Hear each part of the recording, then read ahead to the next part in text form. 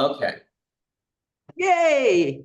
Yay. Okay, we can start. Okay, I'm going to get that. Thank you. Yeah. You're welcome. See, it takes, I'm thanking everybody. Okay, let me get to the PowerPoint. And here we go. Okay, welcome everybody who's on Zoom as well as everyone here that I've already said hello to. I thank you so much for coming, and I think it would be advantageous for everyone in the group to sort of quickly introduce themselves, because I think it's important for us to know who people are here supporting, or if there's another reason. So I'm going to start in the room with you guys. Okay, my name is Seth Ozer. We live in the neighborhood. We're just interested in finding out more about the trip. And Susan Mandel. right. And I've lived on Reservoir for 30 some odd years. Great. And you said that you were here because you were supporting Portland. They're big fans of Portland. Right. Great. And ladies, you can give a quick hello and say that you're already signed up. I've already signed up, and I went down the Danube just recently, and that was great. So I know this will be equally great. Thank you. I'm Chris O'Brien, and ditto. I just came back from the trip on the Danube when we went through 5 different countries, and Larry took excellent care of us. Thank It you. was very I'm Catherine Flynn, and I was on the trip as well through the Landmark Society, because you want to know that. Yeah, that's great. That's great. And And I really did it because I had never been on a cruise, and I was pretty sure I wouldn't like an ocean cruise, but I thought a river cruise is a good thing to try, and it was great. great. And I think it's important that these 3 ladies, while we were trying to figure out even how to get you folks Zoom, have been my ambassadors, telling the 2 newbies what a great trip they had been on. I was listening. So thank you all for doing that. So Nick and Kitty, you want to give a little hey ho? Hi ho. It's good to see everybody. We've never been on a river cruise either, but we love traveling. We just got back from 7 weeks in Europe. With posting beautiful pictures. Thank you, Esther. Thank you. I've been bicycling around the Douro River, so I'm familiar with those hills that are appearing on this picture. Yes. Oh, wow. Nice. Right, and Nick is on the board of Push, so they're here supporting Push. And Christine? Good afternoon, everybody. Sally Millick told me about the river cruise. I've never been on a river cruise before. I love history, so I'm excited to learn about this cruise. Great. Thank you. Sally? Sally Millick, longtime Landmark member and also very experienced traveler. And what Christine didn't mention is that she and I share 2 grandchildren. Our kids are married. And so I'm hoping to talk her into coming along. But I also have not been on a river cruise, and actually have always been kind of turned off by the giant ships that you can mistake for a building. But this seems like it would be really fun. So you're gonna learn more. Great, good. And Esther? Hi, I'm on the board of Landmark, and I did go on a river cruise with Landmark down the Rhine, which I loved. I can truly tell you, Sally, that there are not a tremendous amount of people on a river cruise, so I think you might enjoy it. Exactly. That's what I've assumed, but thank you for clarifying. Yeah, and I'll even clarify further before we get to questions. There are, as you'll probably see when you look at the brochure, which you can find online, there are 45 suites and 10 staterooms, which would mean a maximum of like 110 people. That doesn't include Singles, of course, and or if we don't fill every room, there'll probably be about 80 people on the ship, which is even small for a river cruise. But because of the fact that the Douro is such a small river, it has a smaller river boat, as well as I don't believe they allow you to cruise overnight. It's all during the day, which is really beautiful, which makes it, for me, even more special than some of the other river cruises where you're always sleeping when they're cruising. And every so often you get, you know, a couple, 3 hours during a day or something. But this is really, to me, a very special part of it. Erin. Hi, so I'm Erin Tobin, and I am the Executive Director of Adirondack Architectural Heritage, and we're one of the partners that Larry has and the Landmark Society have included on this cruise, and I think we've got about 12 members of Arch, so Adirondack Architectural Heritage, we go by Arch. So I'm here just to learn more from Larry and to be an ambassador for Arch and to say hello. And incidentally, I grew up in Rochester down the street from the castle and have myself been a decades-long member of the Landmark Society. So it's extra special for me. Yeah, that's really great, Erin. And I think you have more than 12, to tell you the truth. I think you're a little, maybe you're just at 12. I thought you were a little higher than that, but it's a wonderful partnership and I appreciate it so much. And that'll give me the occasion to just mention about the partnerships. We do have, we started out with 5. And they were Rochester Rainbow Union, the New York State Puppet Festival, Push Physical Theater, Adirondack Architectural Heritage, and Greater Hudson Heritage Network. At this point, all that we have signed up as supporters are from Push and Arch. And that's fine if we don't get from the others, but I do just want to make the point that, you know, we loved this cruise so much the first time that we took it, and we were the first cruise that went out after they opened cruises after COVID. So we gave our guests the opportunity 3 months before, I believe, to cancel and get everything back. Full refund. And at 3 months earlier, it didn't look as good as it did when we went out. So we lost about half of our people, which was fine. We still had a nice group and we had a wonderful tour, but I wanted to, you know, do it again because we loved it so much and to give those folks an opportunity. And when I thought about it, there are, you know, some wonderful, you know, preservation partners that we have, and there are also some wonderful arts groups and other groups that support the community. And so I reached out to them to see who would be interested. And the way we're doing it, for every person that our partner group brings in, the partner groups get $500 per person, which is, you know, a wonderful way to support other not-for-profit. So, you know, I'm really thrilled.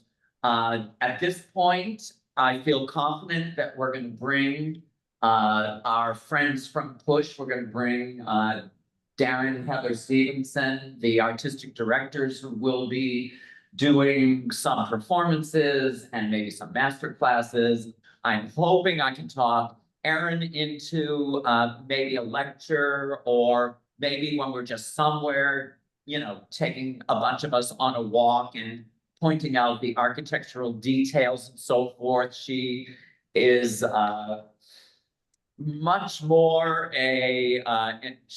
she's been in the field a lot longer than I have professionally, and I bow down to her because she's done wonderful things for preservation within the state. So, you know, I think it's those types of opportunities that I want to bring to everybody who's coming on the trip. And I think we might have, yeah, we've got Burlstein. Do you want to unmute yourself and say hi and maybe who you're supporting and how you found out about this? Hello. The reason and whose fault it is I'm here is Nick and Kitty, Oh, good. whom we've known for a while. My wife and I almost went on our first river cruise about a month ago, but unfortunately we had to cancel. So we're double interested, and that's the story. Great, wonderful. Okay, so without further ado, I will take us on a little tour. And I hope I can, let's see if this will work. It's not gonna work. I can't forward this until, let me try doing something else. I'm gonna try, no, I don't want to take that. I want to get back to, sorry guys, I'll hopefully get this figured out very soon. Let's go there. Oh, let's take this down. Let's try, but there we go. Okay, I think I can do it now. And the people here get to see no notes. So did we go to the second slide, everybody? The map. The map. Okay, it's working. Okay, so this is just a map of the trip, and I may not do perfect pronunciations, but I'll try. I'll actually start with Lisboa, which is Lisbon, and that's a more than perfect pronunciation. We get into Lisbon, we have 2 nights at a lovely hotel set in a great area, easily walkable to lots of wonderful things. Then we go up to Fatima, which we'll talk about as we go through. Up to Coimbra, and we get to Porto. We take a motor coach up to Porto. At Porto, we get on the ship and we go to Regua, I think that's it, or maybe it's Regua, I think it's Regua. And we take the motor coach to Lamego. Then we get back on, we go to Pinhao, and the next stop is Portimão. And then we go to Vegetarian, and we take the motor coach to Salamanca in Spain. And then we come back and maybe do some of those stops that I said. And there are a couple of the Matus Manor House and Castello Rodrigo, I believe, are some of the Discover More trips, which you have to pay for if you want to go to those. And let's just start and I'll talk about Discover More, etc. So did we fly in and out of Lisbon? No, we fly out of Porto.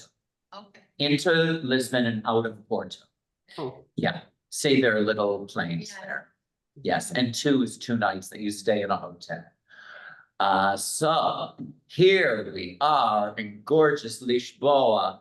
Again, you know, it's colorful, it's on the water, the architecture is fabulous. I'm just gonna go through pretty quickly. There I am, I was actually there, and you can see how gorgeous this architecture is. This is a very easy walk from the hotel. I took a walk on my own the last morning we were there before we left, and just sort of ran around to a few different places. But one of the things I want to bring up as well, the ladies were very kind to say that I take care of our guests very well. I am always concerned that nobody feels like they're alone. And I don't want anybody to think that when we have some free time, they either have to go out by themselves or they have to, sit in their room because they don't feel comfortable going out. And I always make sure that everyone feels comfortable, try to bring groups together, try to take some groups out. But it's actually rare that I give myself that short walk on my own. But this was one of them. And on the same trip, little walk, I took this picture, which is in that same area, which was beautiful. And it just shows you, first of all, again, beautiful architecture, but secondly, the tile work. I mean, the ground is tiled or cobblestoned in patterns. The buildings, which you'll see more of as we go through, also have beautiful tile work, really, in both of the major cities. We see it in Porto as well as Lisboa. And this was a beautiful museum that was having an exhibit, which I didn't have time to go into, but Lisboa was my favorite of the big cities. A lot of people like Porto. It felt a lot more crowded to me, but it's beautiful in its own right. So we do have a wonderful on our second day in Lisboa. We have a great tour in the morning and great tour guides. And the next few things you'll probably be seeing are on that tour. This is Monument to the Discoveries. It's beautiful and impressive in a lovely park where I believe also the Belém Tower is either I think it's right in that same park. Just beautiful. We also go to the amazing Geronimo Monastery, or Geronimo Monastery in Lisboa. And That was a fantastic place. I had some pictures, some interior pictures, but they're all in the wrong direction. And I couldn't get them in here, but this is a beautiful picture of this monastery, which we get to go inside and discover. And there are also some wonderful carts outside with things to buy, sort of in a parking area. So this next shot was my Lisboa tile story. We have, as you're walking, as you're driving, you see the gorgeous tiles on the buildings, the historic tiles, all different patterns. The blue is all tile, the cream is all tile. But then you drive by and you have like this modern tile wall that you see. And then as you're, going on the river, you see this sort of funky, beautiful tile. And Lisboa is, very eclectic. There are, there's the pink street that you go by with the umbrellas that we all saw just in Santander when we were just visiting in Eastern Europe.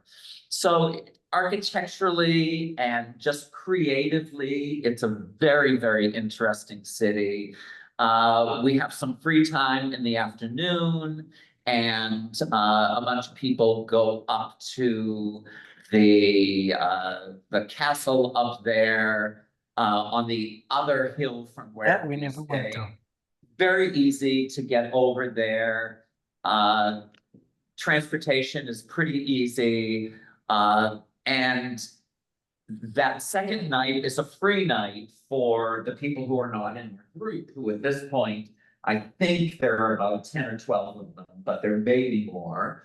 But I don't want our guests to be in a city and have to go out to dinner on their own and not know where to go and not have a wonderful experience. So what I have planned for everybody is going to a Fado restaurant. Fado is the beautiful music that is very central to Portugal and I believe Spain as well. there are fado singers, there are a few musicians. And the one wonderful thing that I found was that it's not background music. You have your meal and the show starts even maybe when you're finishing your meal and you don't talk. It is quiet to hear these fabulous musicians. And so I have that one shot of the musicians, and then to show you just how beautiful this restaurant was. That's all tile work in the back, and then on the sides, we had a great meal. I think for our group, we're probably with everyone who's going, with the partners and so forth, we'll probably be in 2 different restaurants unless I can get this place for us completely, which I might try. That is, yeah, Cindy's on the right bottom. So after that evening, the next day, I believe we have free time in the morning, and then we take off on our motor coach, which are beautiful, beautiful buses. And our first stop is Fatima. And Fatima is an important Catholic pilgrimage site. It is grand. This is the old chapel. There's also Unbelievable staircase coming down. this is With all the those recreations. chapel. And the tile work in this chapel, I almost put a picture in, but I felt I was putting too many pictures. Go on forever. The tile inside is like all gold with some beautiful scenes within it. It's really, really stunning. And of course, what Fatima is known for is the pilgrimage, and there are many people who walk on their knees down. You can buy, when we get off the bus, you can buy candles, which you can carry. You can buy them the height of the person that you're praying for, and just light it and walk with it, and then you put it into a vessel at the end. It's very impressive, even for the Jewish boy who's leading the tour.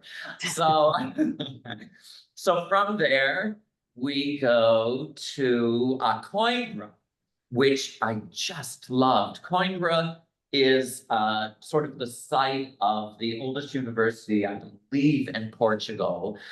We first stop in the village. We have time to walk around. It has wonderful shops. It's, as you can see, quite lovely. And they kept talking about the roast suckling pig, and that that's the specialite of that area. And none of the restaurants had it, but they kept telling us where to go. So a group of us like sort of ran from one place to the other and down this alley, not this restaurant, down, and finally found the roast suckling pig, and from the Jewish boy who's leading this tour. It was delicious. It was not obviously not coded. Okay, so Coimbra is a lovely, lovely village. And we go from the village up to the university, which again, stunning architecture. And this is a great picture, and I'm not sure when it was taken. It sort of looks recently, because when we were there, like I think it was 3 years ago, there was a great deal of renovation taking place. And you can see, I'm not sure the people, all of them can see it, but sort of in the center, that's just a piece of material put over, showing what it was going to look like when it was done. So I'm really excited to see what it looks like. But as well as the exterior, the interior has some stunning, stunning rooms, as well as some hallways that look like they're falling apart. I mean, there's a lot of work, which from someone who just came back from Prague, which, Prague was on our tour. I love Prague, but I know it's probably not the right thing for a preservationist to say, but I almost felt at times it was overly preserved. There were parts Overly what? I didn't hear you. overly preserved. Oh, So that it almost at times felt like Disneyland to me.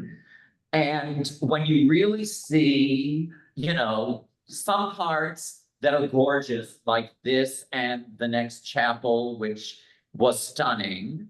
And then in the hallway, you see, it's really old. It can use a little work and get there, but I appreciated that when we were at the university. And one thing that is very well known about this university is that all of the students dress like Harry Potter. So you will see the students around. This was close to the time that they were graduating. So they were selling these fun little pens that I bought for some friends so that they would have money for their drinking party the night before they graduated or something. But I really did love Coimbra very much. And from there, we go to Porto on the port. That's a gorgeous Eiffel Bridge in the background. I had another close-up, but again, it was in the wrong direction, so it wouldn't go in. But the Eiffel bridges that you go along the Douro are just spectacular. And I'll tell a story about the pool when we get there. So we get to Porto, we check in on the ship. There's a picture of the ship and, you know, beautiful Porto. And we have dinner on the ship, and then we have some free time during the evening. We are right at the water, and there's another gorgeous picture of the bridge. And, you know, there are street vendors, there are buskers, lots of music there, and those same lit up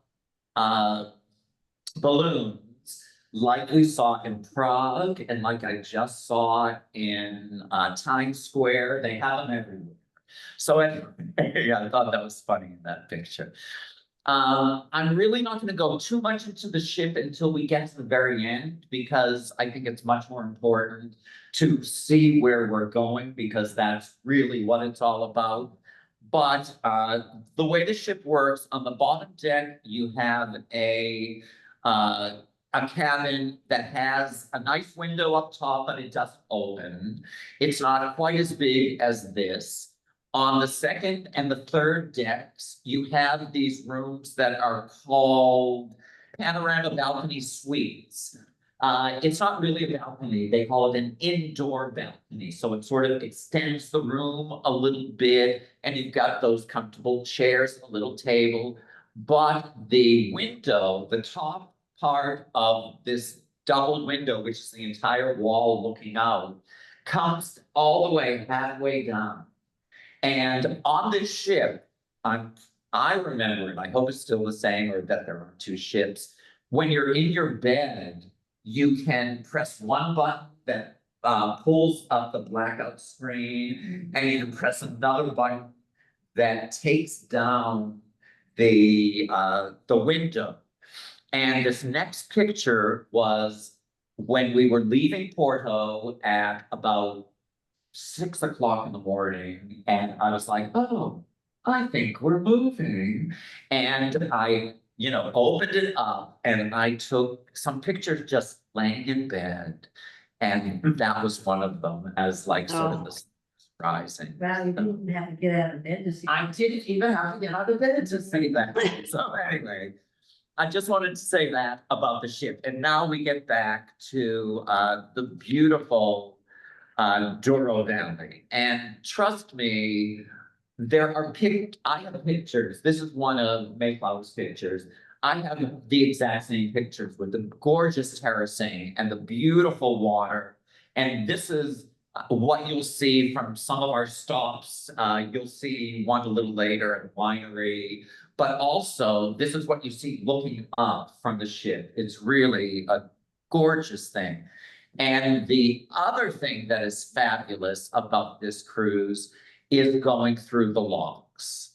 And it's just unbelievable. Down the very end is the water is, I think on this one, filling up, and you're floating up, and then they open up that door at the very end, that wall, and you just like go right out and go on your way at a different level. And you can sit at the pool and watch it. It's really a highlight. So with that being said, our next stop is Pina, which is sort of a sleepy little town. There's really not that much to do, but we're not there for that long. And it's really lovely to just, you can walk very easily into the town from where we are docked. Some boats, and I think maybe they left us off at one side. And there were beautiful flowers blooming at that point, but that was April. Anyway, and I think we actually, I think, spent the night there, and they pulled over to closer where you're looking at. They docked there, but there's a great train station, you know, with beautiful tile work. There are some shops, but a lot of them were just sort of tourist shops. But we took, you know, I went with a group, we took a lovely walk, and it's just, you know, once again, a beautiful picturesque village in Portugal. So you were traveling in the early spring? We were traveling in spring last time. This time we're gonna be in fall. Okay. Yeah, and I think it'll be very similar weather-wise, which I didn't specifically look up, but I wore shorts a lot, I remember, although I brought shorts on our last trip and it got pretty cold. Yeah. So layering is gonna be very important. Yeah, so. Larry? This is what is someone have a question? No, I just had a comment. Coincidentally, when you were just saying that you didn't look up the temperatures, I was looking up the temperatures.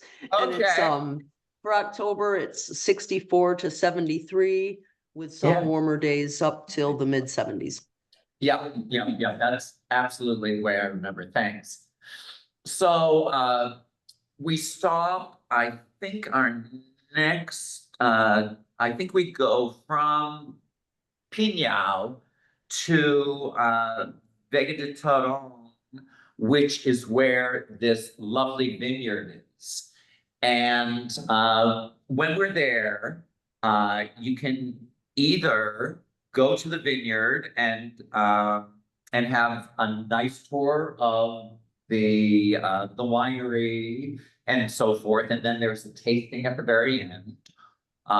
Or you can do an Emerald Active, which is a hike through the vineyards, which I took in the rain and it was still fun. But hopefully it won't be raining. And this is what I'm talking about, you know, when you're hiking, you get to see the beautiful water. This was my group. And it was just a beautiful, beautiful walk. Hello.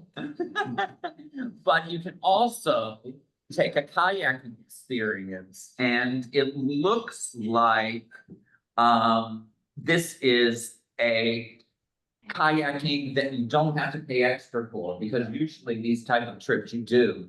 But, you know, I will just say that I would take this event because it was pretty cool.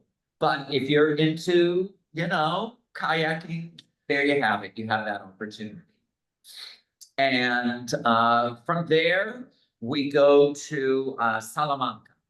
And Salamanca is our only stop in Spain. Okay. And it's actually about an hour or an hour and a half drive. So it is a bit of a schlep, but it's The bus. right. We take the bus there. Those beautiful buses like you saw on that early slide go with us. They follow, and there are 2 or 3 of them usually for, you know, so many people going. You have an expert in every city that joins you and tells you. Yes. Totally done. Thank you for that, because the tour guide that we had in Lisboa was local, Okay. and she was just amazing, as I heard the other guy was as well. When we got to Salamanca, there were more guides and they are always local. They always speak English and How well they, extremely. because I have a problem with English, you know, Extremely well. You can easily understand, yeah. them, and you have these little quiet box listening devices, which everybody has in their room. Yeah. And they take it with them and you can hear really well, and you don't have to be right on top of them. You can sort of be looking in the other direction to see what they're not talking about. So I love these, and one of our supporters has graciously told me that she would like to donate a set of these for Landmark Society to have when we're not on one of these trips, like our Cuba trip. We could just take it with us and everybody could have this trip. It's wonderful because, you know, you have them on the ship, but there are other trips that we do that it would be nice for whoever is our guide to be able to be talking in the microphone and everyone else being able to listen and not be concerned about being so close or all of that. So that's a very exciting thing. Back to Salamanca. I'm just gonna again go through some beautiful, beautiful shots in Salamanca. It's a university town as well, city. You know, you see students all around, but we start on the market, they let you taste some stuff, and then they take you into the square, and then you break up into groups, and just great. This is also the interior of that beautiful church. There's the famous House of Shells, you know, and this, the Plaza Mayor is just amazing. And that's where we go straight from the market, and then we break off and go to different places. Lunch is on your own. Some people came back because there were a lot of cafes here. I was with a group that stopped closer to the area where we ended along a beautiful walkway and got some, you know, delicious local food, really great. And one of the other things they do for us there is they bring in a beautiful band, a tuna band is what it's called. Don't know why, and I can't believe I just remembered it because I thought it was written down. But it's a tuna band, and the picture that they had sent me have all these old guys like dressed up playing. All of ours were young students like this handsome man who they're playing all these, you know, old instruments. And at one point, I think he may have been a singer or he may have played percussion. He came out and he danced with some women, and this was Diane, one of our guests. So I wanted to put that in. She's really having a good. She's a dancer first, so she was like up for it. Yeah. So from Salamanca, we head back and we go to I guess this is Pojino, yes. And I think in Pojino, we oh yeah. This will discover more, where you go to this wonderful archaeological area in a 4x4. It's the Koa Museum. And they show you some rocks with lithics or I'm not sure, but it was a lot of fun for people who went. I did not go. When we were doing the trip, they took us to the museum, but I don't think they do that anymore. But maybe we could go because I really liked it. And this was like the view from the museum. But it actually is the view from our next city, which is Regua. And from there, we again take a bus into the city, and we go to the Sanctuary of Our Lady of Remedies, which again, that gorgeous tile work. And you take a ride all the way up the hill. And you have a lovely tour inside, and then you have the opportunity to, well, this is overlooking and showing you the beautiful view. You can walk down, I think there are like lots of stairs. You can walk down the stairs, or you can take the bus back down. When we were there last, they were doing work on the stairs, so we could only go like 2 sessions down. So again, I'm looking forward to being able to walk all the way down. But it's really beautiful, and there is a lovely market there. And again, great architecture, great people watching. And that is Rechua. And then I believe this is La Mego, where we go to oh, I lied. So no, maybe. No, wait a minute. Yes, I think this is where we go for lunch at this beautiful winery.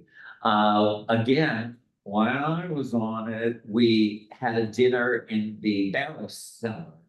But I hear that we're doing lunch on this one. I don't know if it's in the barrel cellar or outside, because it is a really, really gorgeous, gorgeous winery. And of course, I brought back a couple bottles of wine from there. So this is all on our trip back to Porto, where we arrived. And again, Porto is, just a fabulous city.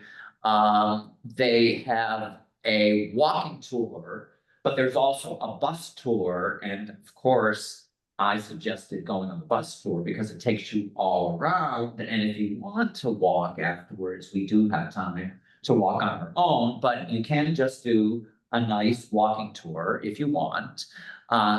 And again, there is a beautiful train station. This one is even more impressive than probably any of the other ones in the country. It's where, they take you on your tour to this bus, this train station. And the tile work is magnificent. And our rep with Mayflower, who was just there like a couple, 3 months ago, also took a picture, and that's her on this wall of the train station. You see her at the bottom? Yeah. Right in the center. That's Stephanie. You can sort of see her little face. She's wearing blue. That doesn't make it easy, but it's really, really stupendous. And then there's also, we're there for like a good day and a half. And I think in the afternoon, Discover More is when you pay a little bit to do, something else. And this is a guided bike tour to the Atlantic. I think there is also, yes, there is the Discover More, La Quinta de Avalado, which I think is the Matus manor house. I'm almost sure, if I remember correctly. We had a few people who went on this and they loved it. It was wonderful. And one of the wonderful things, which the folks on the last tour know, that I was really nervous we weren't going to get on the night tour in Budapest, which we did, even though it was raining. It was still beautiful. But the night cruise on the Douro in Porto is just magnificent. And you go right under the bridge, and then you look back at it. So much fun.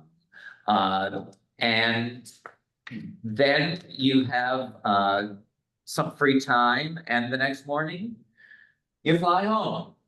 So I didn't need any of the literature. Yeah. I printed it out. I didn't use it. yeah, 1 week, is that? it is in full. It is 10 days. 10 days. So there are 2 travel days, so it's pretty much 8 days. of really doing stuff. Right. Yeah. It's that. Yeah, yeah. And just to remind people, it requires a deposit of 400 per person, and the final payment isn't due until July 1st of next year. And the free airfare has been extended till November 30th. So you have a little bit longer to do it, although I always suggest you do it sooner rather than later to get the cabins that you want. At this point, we're fairly low on cabins on the middle deck. There are not very many of those left. And there are more available on the top deck and the bottom deck. So you don't have to worry if you want to be on the top deck, or the bottom deck. But if you want to be in the middle deck, you really should probably be sending your registration in soon. So that's that. I'm gonna go through quickly about the ship, just to show you some pictures of the ship. The top deck has wonderful chairs. It's comfortable. It's beautiful to sit and just enjoy yourself. You can also sit on the front of the ship. There is on the deck below. No, 2 decks down. No, the deck below. One deck down where the lounge is. In the front is a beautiful area that you can sit outside as well. This picture doesn't show the pool, but I think I have it later. Yes, this is on the top deck, middle deck. This is the middle deck. Yes, this is the middle deck. And it is the lounge, which is really comfortable, really beautiful. On this ship, I'm pretty sure they have a piano. I was really surprised on the last one they didn't have a piano, but anyway. And then on the top deck is the Reflections Restaurant, which is also very comfortable.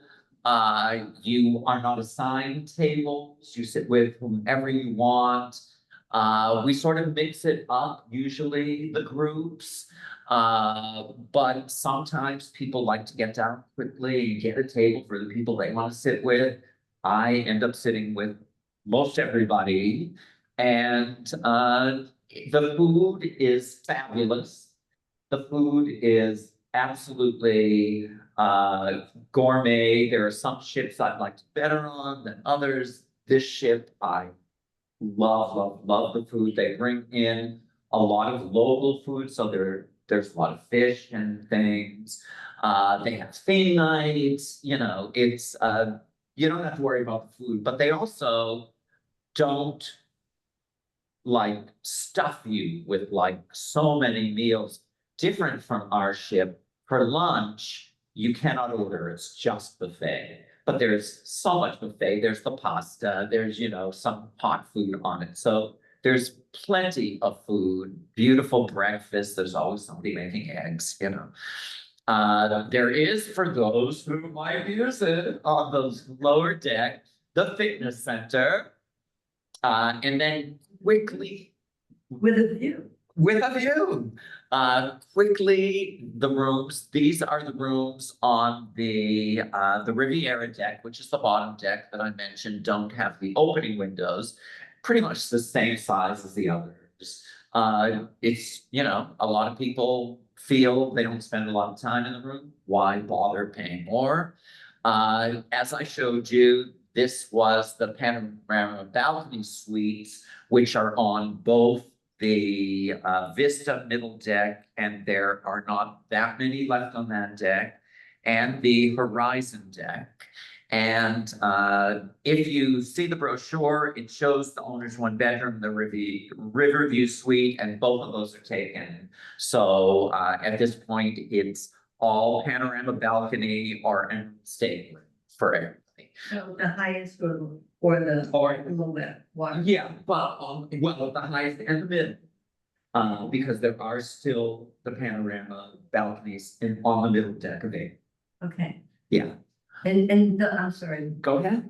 So is it when I was on the boat people in the lower deck Uh-huh, had a lot of noise from the engine, but that is not. I don't think so. No. No. Okay, I did notice it.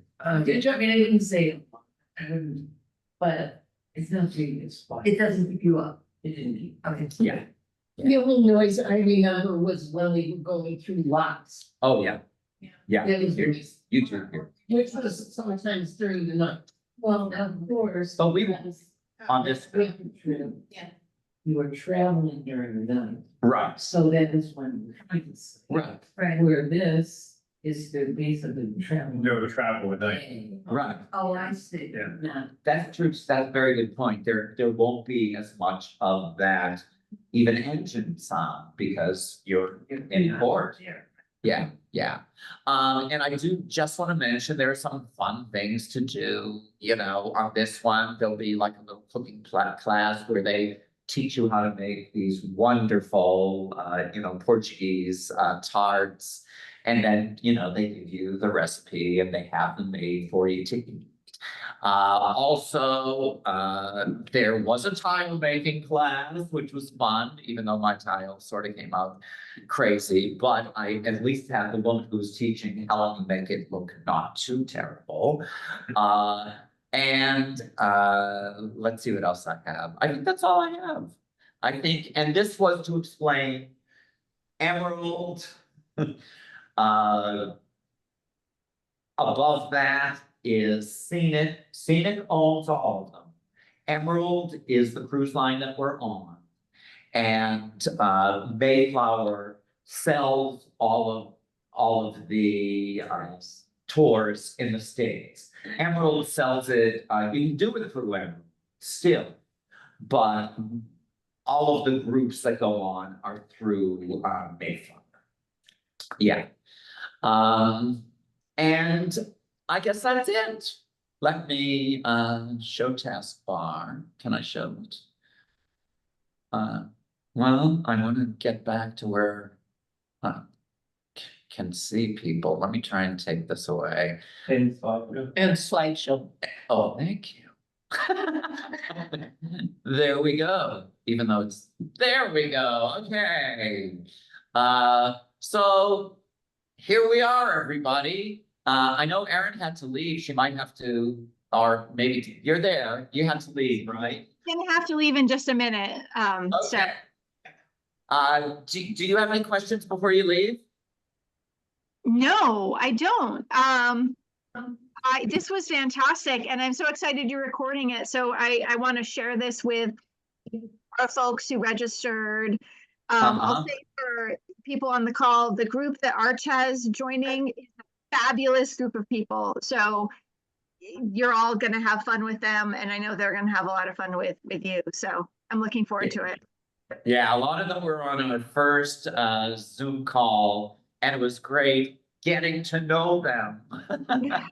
But Yeah.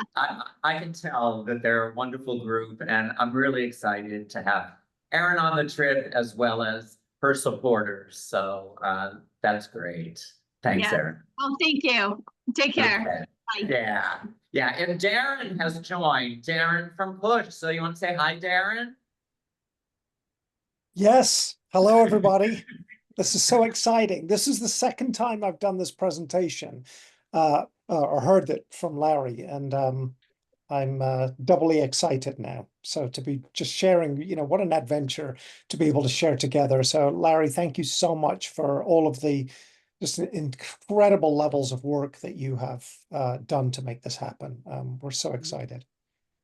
Great. I'm so excited. And I mentioned at the beginning of the group, the only groups that have their supporters that have signed up so far, and we do have, a few more months that people can sign up, are Push and Arch, which is Erin's group. And so Erin's going to be joining us. And of course, I mentioned that we'll be getting a cabin for you and Heather to be joining us as well. And we may not be able to do puppetry because I have a feeling that that may not happen, but we all will get our money's worth with even just getting to sit and talk with Darren and Heather, because they're amazing artists, amazing people, and I'm really excited to have them on the trip. Yeah, one of the things that we've been chatting about is the possibility of doing little impromptu workshops, roundtable discussions, chats about the intersection of visual and performing arts, which has been really, my degree originally was in graphic design. I was a visual artist that turned to performing arts because I found that people applaud more when you're on stage in front of them than when you do a nice magazine spread. And so anybody that has any ideas, any particular things you would like to learn or do, anything from, you know, for those of you that don't know, what we do is physical theater. So we're all acrobats, dancers, movers. We make our living just literally throwing each other around on stage. And so not that we're expecting you to do that on the boat, but anything from, hey, it'd be nice to have a morning stretching class as the sun rises, or maybe we do some yoga on the deck, or you know, all of that kind of thing we're up for and excited about. So just let us know. That would be Yeah, great. I've And seen I several of also- your performances and it's fabulous. I Yeah. saw Oh, thanks it for at the saying that, Little and Sally. at Fringe and love it. Yeah, Because I yeah. thought it was dance and it's Physical performance, theater, like you yeah. said, it's really If great. you Yeah, a little Google more. physical theater, Yeah, the I first saw- thing that comes up is Push Physical Theater, because they are known worldwide and have performed, you know, across the globe. And when they have their workshop in the summer, they get people in from all over the world, which is amazing, including, you know, Ashley, who's now my acrobat in the attic, lives with Jerome and myself, and Yeah. also is, you know, a very, very important member of the company. So he's from London. Anyway, and I do, one more thing I want to mention, many years ago, the Landmark Society, for one of our anniversaries, maybe it was our 80th, I think, or something like that. No, we're coming up on our 80th, so maybe it was like our, who knows? Anyway, we hired Push and the Ying Quartet to do an evening of dance and music, and they did a lot of collaborating, and they specifically collaborated on a piece about preservation, which was quite wonderful. So, you know, I just wanted to bring that up as well. So I'm open for any other questions. I have another question. Thank you, Sarah. These optional additional expense excursions, when would we need to decide upon that? Do you decide while you're on the cruise, or do we need to sign up ahead of time, or how does You that work? can decide on the cruise, usually, because on this one, things didn't usually sell out as far as I remember. But I will send out to anyone who has registered probably 3 months in advance, the entire list and description of all of them and the pricing. And you can sign up at that point. Or if you just want to wait and see what it feels like. I often sign up the entire group for something, but on this trip, I just don't really see the need to. I'd rather take everyone out to an evening of fado music, and yeah, that's your answer. Great, thank you. Sure. Anyone else have any questions? So I missed it, I had to go to the bathroom, but so what was some push members are coming with? Yes, Darren and Heather, the artistic directors and founders, will be joining us on the cruise. And Darren mentioned that they were up for, you know, doing some classes, some stretching, some yoga, some But what level? discussion. What level there? What level she wants to know. Oh, extremely advanced. Um, Well- Of the water. So we work with professional performers, of course, all the way through complete beginners of all ages, and I do mean all ages and all ability levels. So what we tend to do in an environment like this is find out what it is that people want to do. If you want to do something super gentle, we can. If you want to do something more educational, we can. We've often, I mean, Heather in particular works with a group called Artful Aging, in which she is dealing with people who are, generally speaking, in their late 70s, early 80s, late 80s, who are primarily interested not in the physical aspects of the work, but in learning how to tell their life stories well and pass that wisdom on down to their successive generations, their children, grandchildren, great-grandchildren. And so facilitating that kind of work is, we're up for all of that.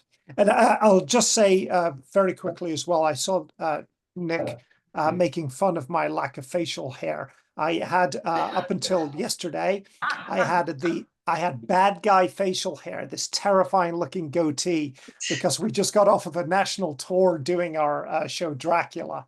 And I just frighten people. I have shaved head and this terrifying goatee. So I shaved it all off so that I wouldn't scare you. I didn't recognize. Oh yeah. Yeah, great. Anyone else? Any other questions? Well, please know that you can email me, call me, just go to the landmarksociety.org website, and you can find my contact info on that. You can also, of course, find the registration forms on that, or I can send them to you. The full brochure, you can find all of that there. And again, I just want to thank everyone for being here this evening.